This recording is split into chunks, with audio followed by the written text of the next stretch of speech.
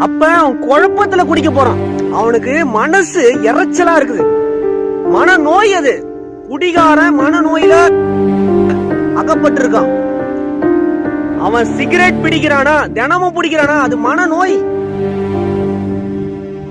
Cigarette பிடிப்பது மனநோய். சாராய கடைக்கு தினமும் போறானா, அது அவன் மனநோய். அவன் மனநோயாளி. அப்ப நோய்க்கு மருந்து என்ன? சுய பரிசோதனை, சுய ஒழுக்கம், சுய சிந்தனை, சுய கட்டுப்பாடு.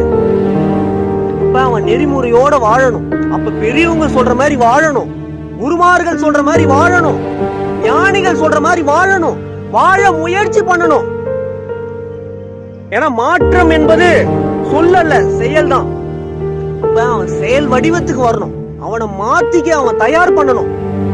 அப்ப படிப்படியா தான் மாற முடியுமே தவிர எடுத்த உடனே எல்லாம் குடியை நிறுத்த முடியாது. எடுத்த உடனே எல்லாம் சிகரெட்டை விட முடியாது. அப்ப கொஞ்சம் கொஞ்சமா விழிப்புணர்வு அவனுக்குள்ள போவ போவ, விழிப்புணர்வுக்குள்ள போவ போவ அவன் கொஞ்சம் கொஞ்சமா மாறுவான்.